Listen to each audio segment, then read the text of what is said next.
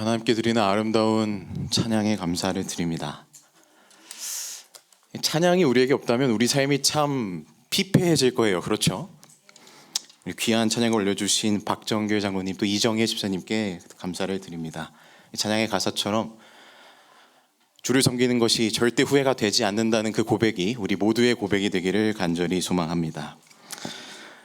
성도 여러분, 한 주 동안 평안하셨죠? 네. 저는 오늘 조금은 덜 평안하네요. 떡이 안 와가지고 참 떡도 안 오고 아까 뒤에서 긴장을 좀 해서 그런지 바지도 살짝 뜯어진 것 같아요. 하나님이 참 약한 자를 사용하시는 것 같습니다. 공식적인 이 설교, 공식적인 말씀을 통해 인사드리는 이 귀한 시간, 먼저 새해 인사를 올립니다. 이 설 명절은 이미 지나갔지만 모든 삼패동 성도님들의 한 해가 하나님의 넉넉한 은혜를 경험하는 복받는 한 해가 되시기를 간절히 소망합니다. 사실 지난 한 주 이 사경회의 시간을 보내면서 제가 일주일 동안 삼패동교회를 만났었는데요. 일주일 동안 저 교회 문 앞에서 인사하면서 제가 유심히 관찰한 것이 하나가 있습니다. 무엇일까요? 슬리퍼였어요. 실내용 슬리퍼. 제 기분 탓인지 모르겠는데 이 슬리퍼가 교우님들 수에 비해서 너무 조금 있는 거예요. 사실 요즘 낮에는 따뜻하긴 한데 밤에는 꽤 쌀쌀하죠. 일교차도 큽니다. 바람도 차갑고요. 이 교회 바닥에 보일러가 돌아가긴 하지만 저도 발이 조금 시려웠거든요. 그래서 지난주에 이렇게 교회 문 앞에서 인사를 드리면서 속으로 계속 생각했어요. 슬리퍼 부족한데 하면서 이 성도님들의 이 발걸음을 유심히 관찰하기 시작했습니다. 아무래도 연세가 조금 있으신 분들이 슬리퍼를 신으시겠구나, 이 젊은 청년들이나 학생 젊은 세대들은 슬리퍼를 안 신겠구나, 이 인사를 드리면서 마음속으로 저분은 슬리퍼 신겠다, 저분은 안 신겠다, 혼자서 예상을 한 거죠. 그런데 이 예상과 달리 신겠구나 생각했던 분이 안 신으시고, 안 신으실 것 같은 분이 신으시고, 제 예상이 거의 틀린 겁니다. 제가 그 장면을 보면서 생각했습니다. 상대적일 수 있겠구나. 체질, 건강 상태, 아니면 그날 두꺼운 양말을 신고 왔다든지 그런 여러 요인에 따라서 추위를 느끼는 정도가 다를 수 있겠다, 그런 생각이 들더라고요. 봄이 시작된다는 입춘도 지났고 입춘의 다음 절기인 우수도 지났습니다. 그런데 이 2월달 아직 불어오는 바람은 봄바람보다는 겨울바람처럼 느껴집니다. 어쩌면 우리 인생도 그럴지 모르겠어요.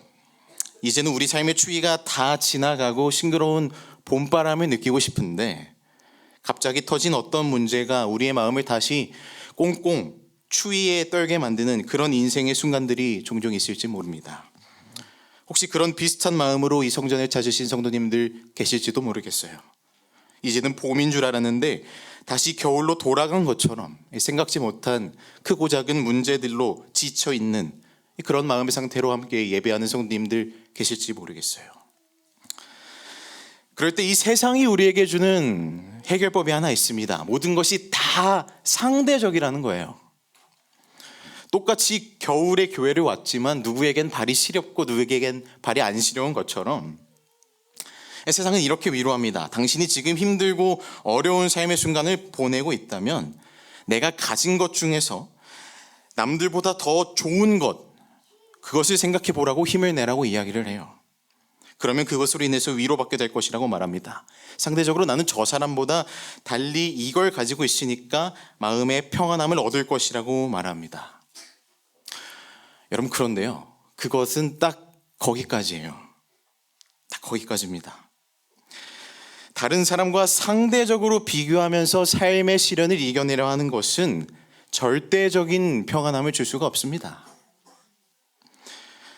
그러나 참으로 감사하게도 우리에겐 우리의 모든 문제를 다 아시고 또 우리 마음을 어루만지시면서 그 문제들을 마침내는 해결해 주시는 하나님이 함께 계십니다. 이 안식일 함께 하시는 하나님께 우리의 가진 크고 작은 문제들을 다 내려놓고 또 그 하나님으로 인해서 우리 마음에 주시는 평안과 기쁨을 충만히 경험하는 우리 모두가 되길 간절히 바랍니다. 인사가 좀 길었죠. 네. 오늘 여러분과 함께 나눌 말씀을 위해서 믿음 그리고 일관성이라는 제목을 준비해 보았습니다. 마태복음 8장의 말씀을 본문으로 하여 말씀의 은혜를 나누기를 원합니다. 말씀을 시작하기 전에 이야기를 먼저 하나 들려드리려고 해요. 제가 실제로 겪었던 일입니다. 어느 지방에 있는 시골 기차역에 갔어요. 화장실에 들어갔는데 화장실 벽에 낙서가 되어 있는 것이었습니다. 그런데 그 낙서의 내용이 굉장히 철학적인 내용이었습니다. 뭐라고 쓰여 있었냐면 신은 죽었다. 니체. 여러분 어떻게 보면 이 화장실이야말로 가장 사람이 철학적인 생각을 할 수 있는 최적의 장소입니다. 가장 개인적인 장소고요. 뭐 집중해야 되고요. 네, 힘도 줘야 되고요. 네, 뭐 그렇죠. 이 깊은 생각에 빠질 수 있는 어떻게 보면 굉장히 프라이빗한 시간이에요. 아마 이 낙서한 사람이 그 중요한 순간에 어떤 생각을 다른 사람에게 전할 수 있을까 하다가 낙서를 했나 봐요. 신은 죽었다. 유명한 문구죠. 이 철학자 니체가 뭐 관점주의, 인간의 계몽 뭐 이런 것들을 이야기하면서 세상을 인간의 이성과 과학적인 방법으로 이해해야 된다 하면서 신은 죽었다 이렇게 얘기를 했습니다. 이 신은 죽었다 낙서 밑에 다른 사람이 이 댓글을 달듯이 낙서를 해놓았더라고요. 뭐라고 적어놓았냐면 니체는 죽었다. 나. 여러분 이거 제가 낙서한 거 아닙니다. 이 나가 김수인이 아니에요. 저는 문화인으로서 공공장소에 쉽게 낙서하지 않습니다. 신이 죽었다고 말한 니체라는 사람이 죽었다는 거예요. 아마 이 나라는 사람은 기독교인이거나 아니면 어떤 다른 종교, 신을 믿고 있는 사람이었을지도 모르겠어요. 신은 죽지 않았다. 세상의 질서와 의미는 신이라는 절대적인 존재로 설명이 된다. 아마 이 나라는 사람은 그 집중하는 시간에 이 말에 대해서 대답을 남기고 싶었던 것 같아요. 좋은 대답입니다. 그런데 이 두 낙서를 관통하는 아주 촌철살인의 낙서가 제일 밑에 적혀 있더라고요. 뭐라고 적혀 있었을까요? 신은 죽었다, 니체는 죽었다. 맨 밑에는 니네 둘 다 죽었다. 청소 아줌마. 청소 아줌마가 화장실에 청소하러 들어가셨는데 낙서를 지우기보다는 교훈을 주고 싶으셨나 봐요. 어디 신성한 화장실 벽에다가. 그렇죠. 여러분 이 포스트 모더니즘이라는 말을 심심찮게 들어보셨죠? 세상이 너무나 빠르게 변하고 발전해 갑니다. 전 세계적으로 정보화 시대에 이르면서요, 종교 다원주의 뭐 이런 사상이 생기게 되면서 교회라는 공동체가 점점 사람들의 주변에서 관심에서 멀어지기 시작했습니다. 이 포스트 모더니즘을 아주 쉽게 축약하면요, 영원한 건 없다. 그러므로 영원한 존재인 신은 없다. 그러므로 신을 믿는 종교도 별로 필요 없다까지 가게 되는 거죠. 그래서 교회는 사람들이 구성하는 사회의 주변부로부터 멀어져 버렸습니다. 이 교회가 이 시대의 흐름에 아무리 맞춰서 예배의 형태를 바꾸어도, 교회가 어떤 모습으로 리모델링을 하고 구조를 다시 짜도 사람들은 전혀 교회의 모습을 관심을 가지지 않는 세상이 되어버렸어요. 사람들이 교회에 관심이 없습니다. 영국에 있는 세인트 폴 대성당입니다. 이 영국 기독교의 심장이라고도 할 수 있는 건물인데요. 그런데 지금 이 영국의 전체 기독교인, 모든 기독교 종파, 그 중에 70% 이상의 사람들이 그들이 예배하는 날, 토요일이든 일요일이든 그들이 예배하는 날에 교회를 전혀 나가지를 않는데요. 2010년대 초반부터 지금까지 이 영국 전역에서 교회 수는 꾸준히 감소하는 추세입니다. 교회의 세속화, 대중들의 종교적 관심 분산, 젊은 세대의 종교적인 관심이 저하되는 것. 여러분 특별히 영국은요, 우리가 성공회라고 부르는 기독교 종파가 국교로 있는 나라입니다. 그렇죠? 그런데 이 성공회의 신자들마저도 계속해서 줄어드니까 영국에서는 이 성공회를 국교에서 폐지해야 된다, 이런 주장까지 나오고 있는 실정이에요. 심각하죠.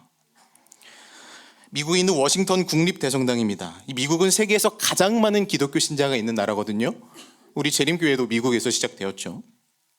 그러나 미국도 이 교회 수가 지속적으로 감소하는 추세입니다. 1990년대 초까지만 해도 35만 개 이상의 교회가 그 아메리카 대륙에 있었지만 현재는 5만여 개가 줄었어요. 이것을 수치로 계산하면 해마다 3,500개 교회가 문을 닫는다는 이야기입니다. 그리고 여전히 살아남은 교회의 약 80% 정도가 출석률이 정체되어 있거나 감소되는 추세입니다. 참으로 안타깝게도 이 정보화 시대에 이 세상의 많은 사람들은 이 신앙이라는 것을 마치 마음이 나약한 사람들, 아니면 이 종교라는 것에 너무 과몰입한 사람들, 사람들이 보기 불편한 사람들, 혹은 쉽게 감언이설에 휘둘리는 마음 약한 사람들이나 하는 것이 신앙이다, 그렇게 생각하는 세대입니다. 그래서 이제는 크리스찬들조차도 이 자신이 믿는 신앙을 표현하는 것을 오히려 부끄러운 것으로 여기는 그러한 세상이 되어가고 있어요.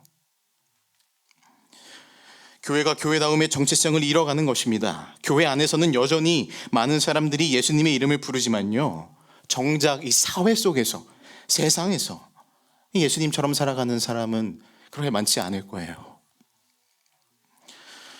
우리는 교회에 다니면서 우리 앞에 어떤 문제 앞에서나 기도해야 한다라고 이야기를 하지만요, 예수님의 방법대로 실천하는 사람을 찾는 것은 너무나 어려운 때입니다. 하나님의 나라는 볼 수 있게 임하는 것이 아니요 또 여기 있다 저기 있다고도 못하리니 하나님의 나라는 너희 안에 있느니라. 이 우리 눈에 보이지가 않는 이 하나님의 나라는요, 우리 눈에 보이는 이 교회를 통해서 세상에 이해가 되어져야 되는데, 오늘날의 교회가 그 모양 그 꼴이니까 사람들은 하나님의 나라도 그 모양 그 꼴일 거야 생각하게 되었다는 것입니다. 오늘날 기독교가 당하고 있는 사회의 그 따가운 시선들이 다 이유가 있는 것이죠. 지금까지 시행해서 그래도 어느 정도의 성과를 거두었던 다양한 선교적인 노력들이 이제는 어떤 방법으로도 효과가 거두어지기 어려운 시대에 우리는 살고 있어요. 안타깝지만 그게 사실입니다. 여러분, 기독교가 왜 이렇게 되었을까요? 대체 교회의 어느 부분에서부터 잘못된 것일까요? 이런 상황에서 교회는 어느 부분을 새롭게 인식해야 하겠습니까? 하나님께서 이 지구상에 맨 처음 교회라는 개념을 염두에 두셨을 때 하나님께서 교회에 대해 가지셨던 그 처음의 생각은 과연 무엇이었을까요? 그리고 오늘날의 교회는 그 처음의 생각으로부터 얼마나 멀어져 있는 것일까요? 교회가 어떻게 교회의 교회다움을 회복할 수 있겠습니까? 첫 설교부터 너무 어두운 말씀드려서 죄송합니다. 어제 오늘 저 멀리 스리랑카까지 가서 열심히 봉사하고 선교하고 이 뿌듯하고 희망찬 이야기 들어서 참 좋았는데, 그렇죠. 그러나 세상의 모든 교회가 우리 삼패동 교회처럼 다 훌륭한 교회는 아니거든요. 오늘날 이 교회라는 공동체가 처해 있는 현실은 참으로 희미한 것이 사실이에요. 교회가 어떻게 해야 교회가 교회다움을 회복할 수가 있겠습니까? 이런 정직한 반성과 새로운 시도의 필요성에서 생겨난 기독교 개념이 하나가 있습니다. 바로 선교적 교회라고 하는 교회론인데요. 교회가 그동안 교회 안에서의 삶과 교회 밖에서의 삶이 너무나 다른 삶을 살았구나. 교회 안에서는 주여 주여 하면서 믿음 있고 신실한 그리스도인인 것처럼 보였는데, 성경과 양복을 벗어버린 교회 밖에서는 사람들이 그리스도인인 것을 나타내는 일에 실패했을 뿐만 아니라 아예 그리스도인인 것처럼 살지도 못했구나. 정말로 중요한 것은 교회 안에서의 삶이 아니라 교회 밖에서의 삶이구나. 정말 중요한 것은 매주 토요일 오전 11시 내 모습이 아니라 더 중요한 것은 일요일 혹은 월요일 오전 11시에 내 모습이구나. 그룹으로서, 건물로서 보여지는 교회의 모습보다 더 중요한 것은 그리스도인 개인으로서의 삶이구나. 이 선교적 교회란 그런 개념이에요. 일요일이나 월요일이나 어느 때나 사람들이 나를 보고 저 사람은 정말 그리스도인이구나 라고 인정할 수 있는 삶이 진짜 교회로서의 삶이겠구나. 여러분, 정말 죄송하고 부끄럽게도 사실은 저도 이런 말을 당당하게 할 수 없는 사람입니다. 하나님 앞에 면목 없는 모습이 너무 많아요. 오늘 말씀을 준비하면서 스스로 돌아보니 이런 질문도 생기더라고요. 어떤 교회가 좋은 교회일까? 어떤 교회가 정말 좋은 교회일까? 이런 단순한 질문을 저는 스스로에게 종종 하곤 합니다. 여러분, 어떤 교회가 정말 좋은 교회일까요? 삼패동에 온 지 저 2주밖에 안 됐지만 모든 성도님들이 따뜻하게 환영해 주셨습니다. 누군가에게 편안함을 주는 교회는 정말 좋은 교회라고 할 수 있겠죠. 참 좋은 교회, 정말로 좋은 교회. 그리스도인이라면 누구나 다 좋은 교회에 가길 원하고 그 좋은 교회에서 신앙생활하면서 믿음의 형제들과 더불어 교제하고 자기 신앙을 더 개발시키고 깊이 있게 하기를 원할 거예요. 그런데 여러분, 모든 사람들이 생각하기에 정말로 좋은 교회는 어떤 교회일까요? 상대적인 개념 말고요, 절대적으로 교회를 다니는 사람이든 안 다니는 사람이든 종교에 관심이 있는 사람이든 없는 사람이든 세상에 어떤 사람이 봐도 좋은 교회, 그런 좋은 교회의 개념은 무엇일까요? 교회의 어떤 부분이 좋아야 정말 좋은 교회라고 말할 수 있겠습니까? 찬양? 분위기? 시설?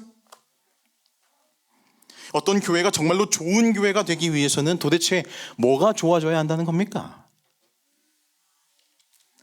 우리 재림교회는, 우리 삼패동교회는 참 좋은 교회야 라고 말할 때 도대체 뭐가 좋다는 말인가요? 사실 그 답은 굉장히 단순하고 명료합니다. 좋은 교회는요, 좋은 교인들이 많은 교회가 좋은 교회입니다. 왜일까요? 사실 교회는 건물이기 이전에 사람이기 때문입니다. 사람이 곧 교회인 까닭이에요. 에클레시아, 교회란 불러냄을 받은 사람들이죠. 좋은 학교는 어떤 학교예요? 건물과 시설의 중요성 무시할 수 없지만 좋은 학교의 가장 필수 조건은 좋은 선생과 좋은 학생이에요. 사람입니다. 좋은 교회의 조건도 마찬가지예요. 그러므로 좋은 교회란 좋은 교인이 많은 교회가 좋은 교회일 거예요. 자, 그렇다면 그 좋은 교인이란 또 어떤 사람을 두고 우리는 좋은 교인이라고 말할 수 있을까요? 우리가 좋은 교인이라고 할 때 그 교인은 도대체 무엇이 좋다는 걸까요? 여러분, 이게 어떤 말장난처럼, 이 엉뚱한 질문처럼 들리실지도 모르겠지만 사실 이건 정말로 심오하고 중요한 질문입니다.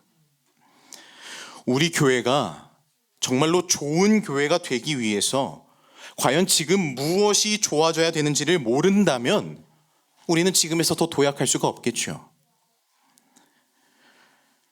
무엇이 좋아져야 하는지를 아는 교회라면 그 교회는 희망이 있는 교회일 것입니다. 여러분, 다시 묻습니다. 좋은 교회란 어떤 교회예요? 좋은 교인이 많은 교회입니다. 그렇다면 그 좋은 교인이란 무엇이 좋은 교인이라고 말할 수 있을까요? 저는 오늘 그 질문에 대한 답을 믿음이라고 드립니다. 좋은 교인은 믿음이 좋은 교인이 정말로 좋은 교인입니다. 그렇다면 여러분, 믿음이란 또 뭘까요? 우리가 예수를 잘 믿는다라고 이야기하는 게 과연 뭘 의미하는 거겠습니까? 믿음의 핵심은 무엇입니까? 그리고 구체적으로 그 믿음이라고 하는 것이 과연 어떠한 믿음을 가지는 것이 좋은 믿음일까요? 오늘 우리 주님께서 여러분 각자의 삶에 가지게 되시기를 원하시는 믿음이라는 것은 과연 무엇이겠습니까? 좋은 교인은 믿음이 좋은 교인이다 라는 그 답을 이 말씀을 통해서 한번 찾아보려 합니다. 이 시간 우리 믿음의 상태를 점검하고 다시 주님 앞에 우리의 마음을 내어놓게 되기를 바랍니다. 마태복음 8장에 있는 말씀을 읽어드립니다. 23절부터의 말씀이에요. 배에 오르심에 제자들이 쫓았더니 바다에 큰 놀이 일어나 물결이 배에 덮이게 되었으되 예수는 주무시는지라. 그 제자들이 나와 깨우며 가로되 주여 구원하소서 우리가 죽겠나이다. 26절은 다 같이 읽어볼까요? 예수께서 이르시되 시작. 예수께서 이르시되 어찌하여 무서워하느냐 믿음이 적은 자들아 하시고 곧 일어나사 바람과 바다를 꾸짖으신데 아주 잔잔하게 되거늘. 여러분, 오늘 본문의 말씀은 예수님께서 배를 타고 가버나움 건너편 이 거라사 지방으로 건너가시던 중에 피곤해지신 예수님께서 호수 위, 배 위에서 잠이 드시고 그리고 그 사이에 풍랑이 이루어서 제자들이 이 죽을 위기에 처했던 장면을 묘사합니다. 그런데 제자들은요, 처음부터 그 풍랑을 무서워했던 것은 아니었어요. 사실 갈릴리 호수가 굉장한 바람의 힘을 가진 급작스러운 폭풍으로 유명한 호수이긴 합니다. 그러나 원래 어부 출신이었던 이 대다수의 제자들은 이미 이 풍랑을 여러 차례 경험했던 적이 있었습니다. 그리고 그때마다 자신들의 배를 무시무시한 폭풍으로부터 벗어나게 하고 육지에 안전하게 배를 갖다 대었던 경험 있는 사람들이었어요. 그런데 이 시간이 지나면서 지금 이 본문에서 겪고 있는 풍랑은 이전에 겪었던 풍랑과는 스케일이 다른 거죠. 아, 이 폭풍은 사이즈가 다르다. 죽을 수도 있겠다. 스스로가 죽을 지경에 이르렀다고 생각합니다. 그러던 때 제자들이 예수님을 생각하고 예수를 부르짖죠. 그리고 잠들어 계시던 예수님께서 일어나시고 기 거센 폭풍과 파도를 잠잠하게 하십니다. 잠잠하라, 고요하라. 그리고 나서 주님께서 이 제자들에게 말씀하세요. 어찌하여 이렇게 무서워하느냐? 너희가 어찌 믿음이 없느냐? 여러분, 이 장면에서, 이 본문에서 한번 생각해 보세요. 여러분, 영적 상상력을 한번 발휘해 보세요. 천지의 창조주 하나님의 아들, 죽은 자를 살리시는 능력의 주님, 이 예수 그리스도께서 타고 계신 그 배가 과연 호수에 가라앉을 수가 있을까요? 하나님이시며 하나님의 아들이신 이 예수께서 물에 빠져 죽었다, 익사하셨다, 이런 기사가 과연 나타날 수 있을까요? 하나님께서 그렇게 되도록 내비두실까요? 말이 안 되는 이야기잖아요. 예수님은 하늘에서 오신 분일 뿐더러 그 폭풍우를 잠잠하게 하실 수 있는 능력을 가지신 분이십니다. 세상을 만드는데 6일이면 충분한 분이세요. 그렇죠? 그럼에도 불구하고 이 제자들은 자신들과 함께 타고 계신 예수님을 잊어버리고 심지어는 죽는다고 생각했대요. 우리가 죽겠나이다 외치잖아요. 바로 그러한 제자들에게 주님께서 말씀하시는 것입니다. 너희가 어찌 믿음이 없느냐? 여러분, 제자들의 이러한 행동은 분명 믿음이 없는 게 맞습니다. 그런데 예수님은요, 단순히 이 제자들에게만 이 지금 상황과 대처에 대해서 믿음이 없다라고 말씀하신 것이 아니었어요. 여러분이 이야기를 처음부터 생각해 보십시오. 오늘을 살아가고 있는 우리에게 이 말씀을 주신 이유는 무엇인가? 우리는 종종, 아니 사실 자주 우리 삶에 닥친 어떤 문제와 상황들로 인해서 걱정합니다. 고민합니다. 불안해합니다. 그런데 그런 우리들에게 우리 주님께서 말씀하시는 거예요. 어찌하여 이렇게 믿음이 없느냐? 여러분, 이 말이 무슨 말인가 하면 우리가 우리 삶에서 경험하는 고민과 걱정 그 자체가 우리의 믿음 없음을 드러내는 것이란 거예요. 고민과 걱정 그 자체가 우리의 믿음 없음이라고요. 왜요? 예수님은 이미 우리와 함께 계시는 분이기 때문에, 그 죽을 위기에 그 배 위에서도 이미 함께 계셨던 분인 것처럼 오늘날 우리와도 함께 계신다는 그 사실을 믿는 믿음이 우리에게 필요하다는 것입니다. 조금 방향을 다르게 생각해 볼까요? 이 다니엘서 2장을 보시면 느부갓네살 왕이 꿈을 꿉니다. 어떤 꿈이었죠? 이 지금 화면처럼 거대한 신상을 봤던 꿈이었어요. 근데 아침에 일어나니까 자기가 꿨던 꿈이 생각이 안 나요. 그래서 박수와 술객들을 불러서 내가 어젯밤에 꾼 꿈을 얘기해봐라 하죠. 근데 그들이 그 꿈을 얘기할 수 없었잖아요. 이 느부갓네살 왕이 화가 끝까지 납니다. 어떻게 얘기해요? 그들이 다 죽이라고 해요. 그들이 살던 집을 다 걸음터로 삼으라고 합니다. 그런데 그렇게 죽이게 된 대상 가운데는 다니엘과 그 친구들도 포함되어 있었어요. 군대 장관 아리옥이 다니엘을 찾아갑니다. 다니엘이 이유를 물었어요. 왕이 도대체 왜 그런 겁니까? 아리옥이 설명합니다. 이런 일이 있었다.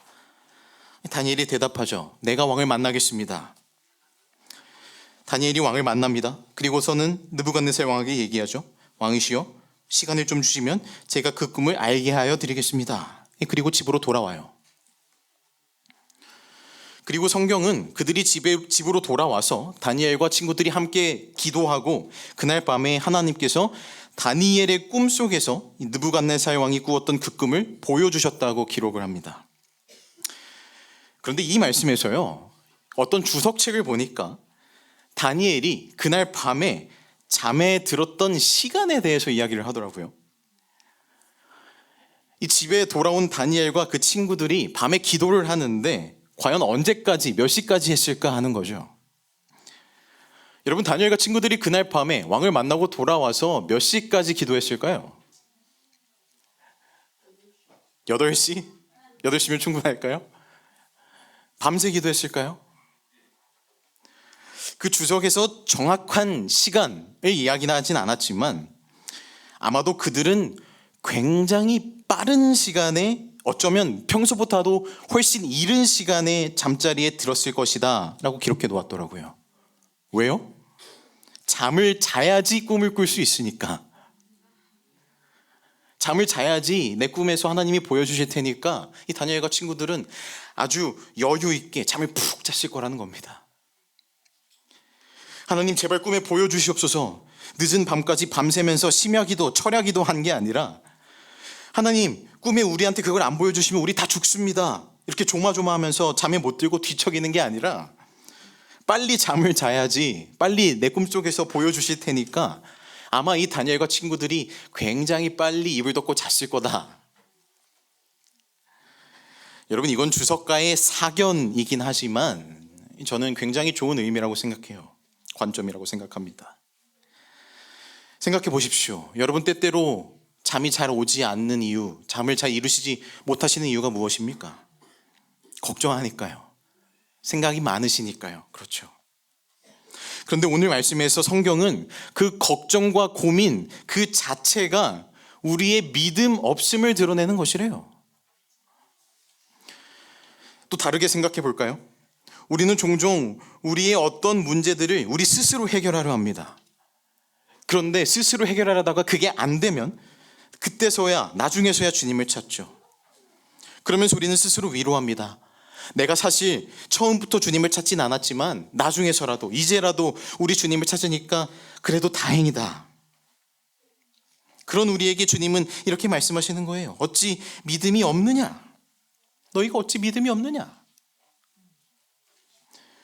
내가 해보려 하다가 나중에라도 주님을 생각하는 것, 나중에서야 주님을 찾는 것, 그것에 대하여 주님은 우리에게 믿음이 없다라고 말씀하시는 것이 아니겠어요? 사랑하는 성도 여러분, 오늘 주님의 말씀을 가만히 묵상해 보면요, 걱정과 불안 그 자체가 믿음 없음이에요. 우리 힘으로 무엇인가를 해보려다가 나중에서야 주님을 찾는 것, 그것 또한 믿음 없음입니다.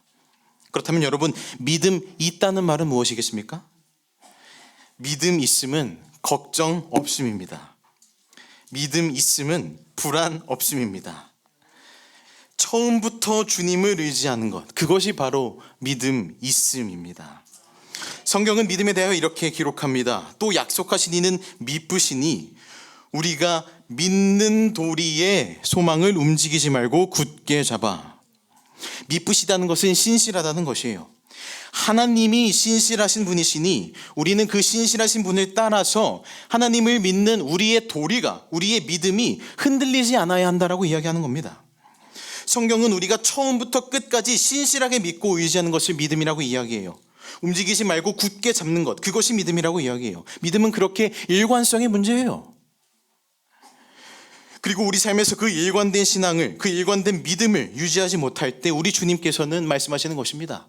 너희에게 어찌하여 믿음이 없느냐?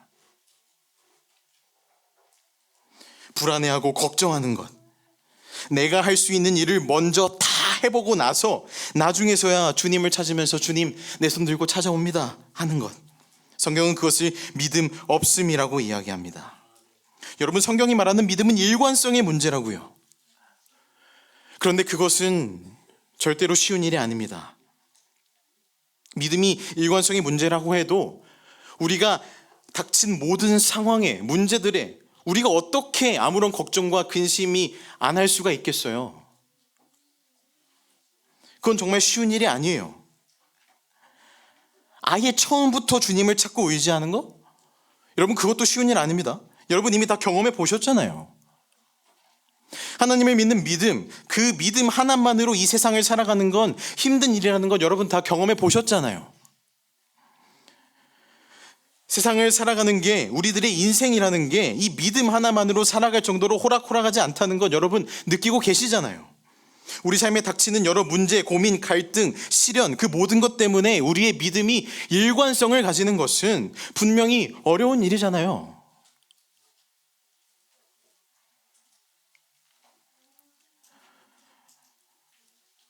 여러분, 그런데요, 그거 정말 어려운 일인데요, 그렇게 했었던, 그렇게 살았었던 성경 속에 한 사람이 있습니다. 어느 상황에서나 일관되게 주님을 의지했던, 그 믿음을 유지했던 한 사람을 여러분께 소개합니다. 여러분, 저는 이 믿음이라는 것에 대하여 생각할 때마다 다윗이 지은 한 시의 그 표제에 나오는 내용으로 묵상하는 것을 좋아합니다. 시편 7편에 있는 말씀인데요, 시편 7편은 이렇게 시작합니다.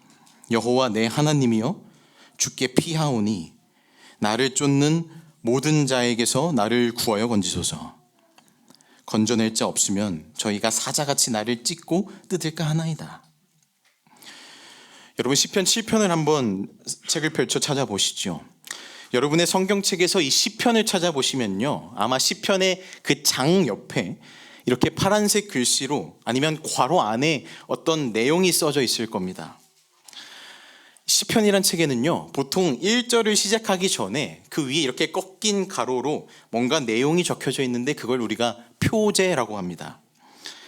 이 시편이 원래 시와 노래잖아요. 그래서 이 노래를 어떻게 불러야 하는지, 어떤 마음으로 불러야 하는지 그걸 기록해 놓은 게 표제입니다. 그리고 이 시를 짓게 된, 이 찬양을 짓게 된 배경을 기록한 것이 표제예요. 지금 이 시편 7편의 표제는 다윗의 시가연, 베냐민인 구시의 말에 대하여 여호와께 한 노래라고 설명하죠.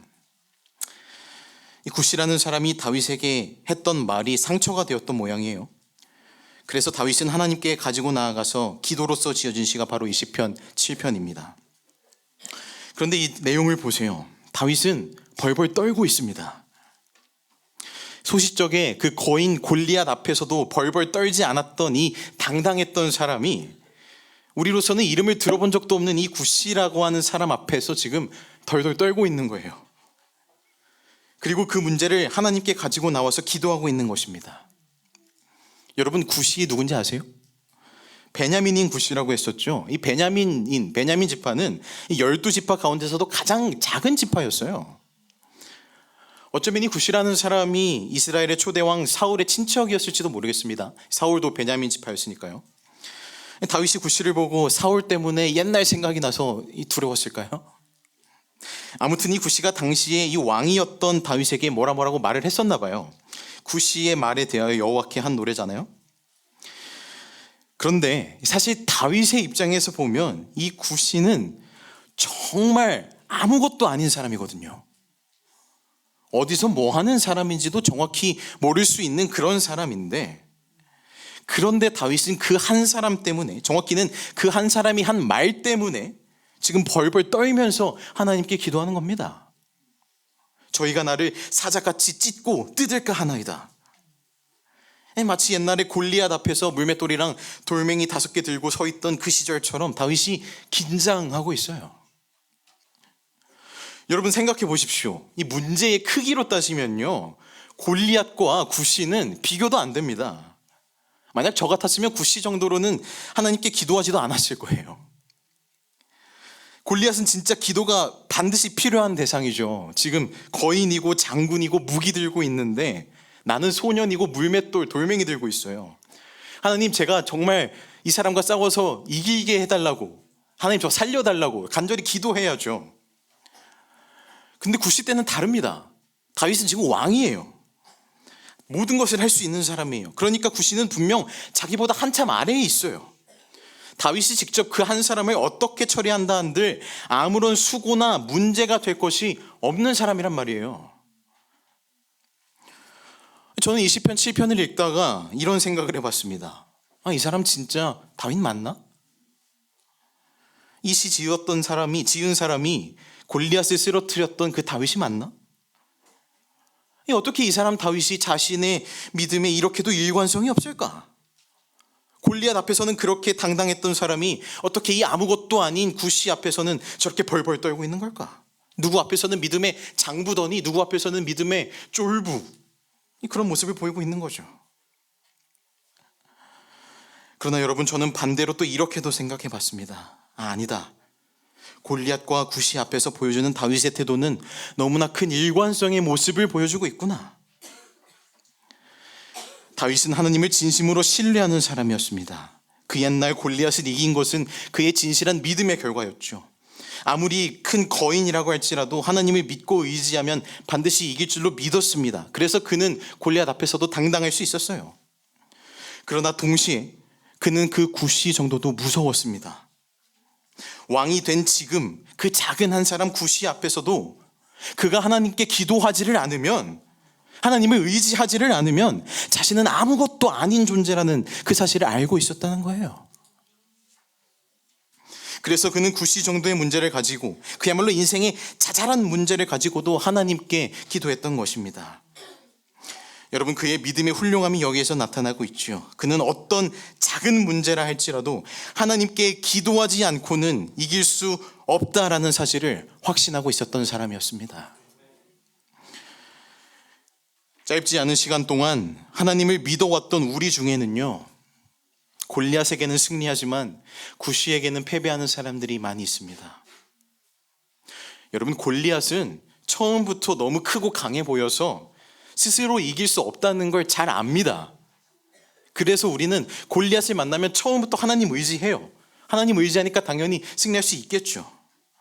그러나 굿시는 별거 아닌 것 같아 보여가지고 하나님을 의지해야 한다는 그런 필요성을 처음부터 느끼지를 못해요. 그냥 내가 스스로 해결해도 되는 것처럼 보여요. 그러다가 패배하는 것이죠. 교인들로부터 아니면 친구들로부터 기도 요청을 받을 때가 있습니다. 저는 앞으로 목회를 하면서 더 많은 기도 요청을 받게 되겠죠. 그런데 그 기도 요청을 들어보면 그것들은 진짜 골리앗 정도의 크기만 해요. 삶의 중요한 문제들입니다. 누가 봐도 기도하지 않고는 해결할 수 없을 것 같은 그런 문제들이에요. 그래서 기도를 요청하시는 거겠죠. 그러나 성도 여러분, 이 시간 반드시 기억하시길 바랍니다. 이 땅에서요, 우리 스스로의 힘으로만 이길 수 있는 것은 아무것도 없습니다. 그것이 비록 굿시처럼 아주 작고 아주 연약한 문제처럼 보인다 할지라도 우리가 하나님을 의지하지 않고서 이길 수 있는 건 아무것도 없어요. 다윗의 위대함이 여기 있습니다. 그는 그 사실을 알았던 사람이에요. 그래서 그는 골리앗 때에도 하나님을 의지했지만 굿시 같은 인생의 짜잘한 문제 앞에서도 하나님을 찾았던 사람이었습니다. 여러분, 다윗은 말입니다. 물론 그가 한때 수치스러운 죄를 짓기도 했지만 하나님께서 후에 다윗에 대하여 뭐라고 말씀하시냐면 내 마음에 합한 사람이다 라고 말씀하세요. 다윗이 하나님으로부터 그런 극찬을 들을 수 있었던 이유는 그의 믿음이 일관성을 가지고 있기 때문이 아니었겠어요? 누구를 만나든지 어떤 문제를 만나든지 하나님을 의지했던 사람, 골리앗에게도 승리하고 굿시에게도 승리할 수 있었던 사람. 사랑하는 삼배등교회 성도 여러분, 지난 삶들을 돌아보시길 바랍니다. 여러분, 지난 삶 속에서 여러분 앞을 가로막았었던 거대한 문제들, 거대한 골리앗 앞에서들, 그 골리앗들로부터 승리하셨습니까? 잘하셨어요. 잘하셨습니다. 그렇다면 우리 삶의 가장 작은 부분들, 어쩌면 내 손으로, 내 능력만으로 해결할 수 있을 것 같아 보이는 그런 구시들로부터도 승리하셨습니까? 사실 우리는 골리앗을 만날 때 기도하죠. 하나님이 아니시면 해결할 수 없을 것 같으니까. 그런데 여러분, 구시 때문에도 기도해 보셨습니까? 다윗과 같이 밤잠을 못 자고 가슴을 치면서 통회하는 마음으로 그 구시 때문에도 기도해 보셨나요? 여러분의 가장 작은 문제나 미처 인식하기도 힘든 아주 작은 결함을 위해서도 여러분 기도해 보셨습니까? 대화 중에 나도 모르게 튀어나오는 거친 표현들, 주어진 일에 쉬엄쉬엄 그냥 넘겨버리는 작은 습관들, 습관처럼 되어버린 사소한 거짓말들, 안식일이라는 시간을 그냥 의무적으로 교회에 나와서 시간을 보냈던 모든 모습들까지, 그러한 구시들 때문에 하나님께 진심으로 매달리면서 기도했던 적이 여러분 과연 몇 번이나 계셨습니까? 당당할 게 없는 저조차 이 말씀을 마치 고백과 같이 여러분 앞에 전합니다. 골리앗에게는 승리했을지 몰라도 수없이 많은 구시에게는 패배했던 저의 삶을 돌아봅니다. 큰 것에는 승리하지만 너무 작은 것들에 실패하는 우리의 인생을 이제는 하나님 앞에 계속해서 고백해야 하지 않겠습니까? 사랑하는 성도 여러분, 믿음은 그런 것입니다. 어제나 오늘이나 이 일이나 저 일에나 골리앗 앞에서나 구시 앞에서나 똑같이 하나님을 의지하는 것입니다. 자신의 힘으로는 하나도 스스로 이길 수 없음을 인정하는 거예요. 일관성을 가지고 하나님께 나아가는 것, 그게 바로 믿음이에요. 어떤 때는 문제가 너무 커서 하나님이 내 삶의 주인이 되셔야 하고, 또 어떤 때는 사소한 것이라 내가 해도 충분하다는 그런 것이 믿음이 아니라는 말이에요. 믿음은 언제나 어디서나 하나님이 내 삶의 주인이셔야만 한다는 사실을 가슴으로 받아들이고 그렇게 살아가는 것을 의미합니다. 믿음은 교회에 다니는 것 그 이상의 문제예요. 매 안식일마다 교회에 나와서 예배하고 봉사하는 것 그 이상의 문제예요. 오직 의인은 믿음으로 말미암아 살리라. 여기서 믿음이란 단순히 하나님의 존재를 인정합니다, 그 정도의 믿음을 의미하는 것이 아니에요. 그런 정도의 믿음으로 산다는 것이 아니에요. 안식일마다 빠지지 않고 교회 출석한다고 해서, 집사로, 장로로, 목사로 봉사한다고 해서 그렇게 신앙을 유지한다 할지라도 믿음의 진보는 절대로 일어날 수가 없어요. 그런 마음으로 평생을 교회 다닌다는데 믿음의 발전이 있을 수가 없어요. 왜요?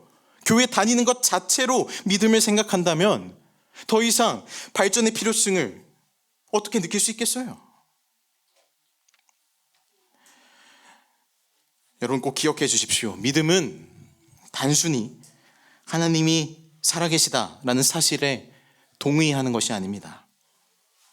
믿음이란 누가 내 삶의 주인이신가 하는 물음에 망설임 없이 하나님이라고 답하는 것이며, 자신의 삶에서 그런 마음의 자세로 일관되게 살아가는 것을 의미합니다. 삼표동 성전에서 처음으로 말씀을 전하는 이 특별한 시간, 결심의 마음을 담아 하나님과 성도 여러분 앞에 섰습니다.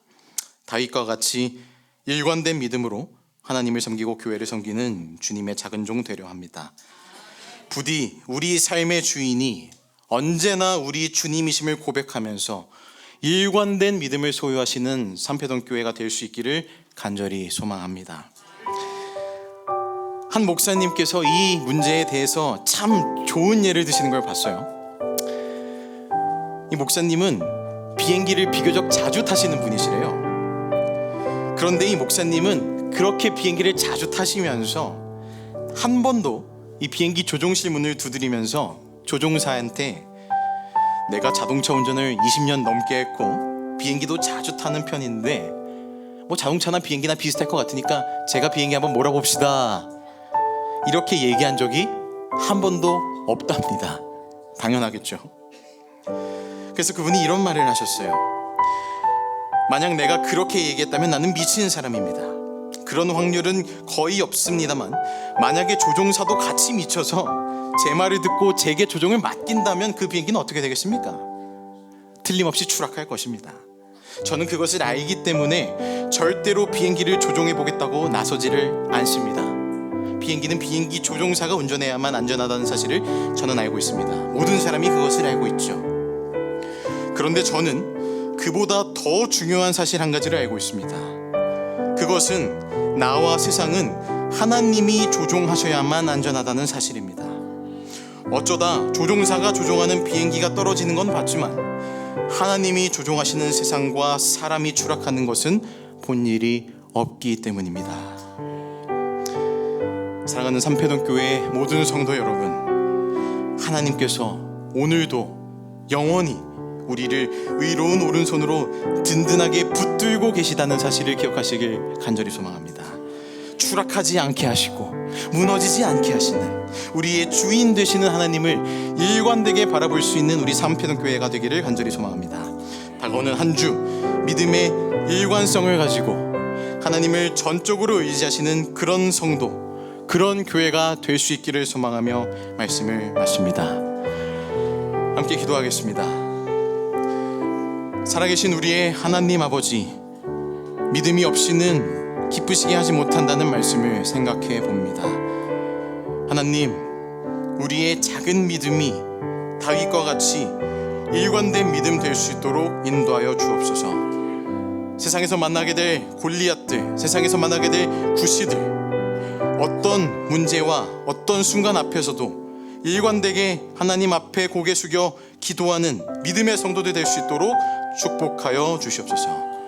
우리 구주 예수 그리스도의 이름으로 간절히 기도합니다.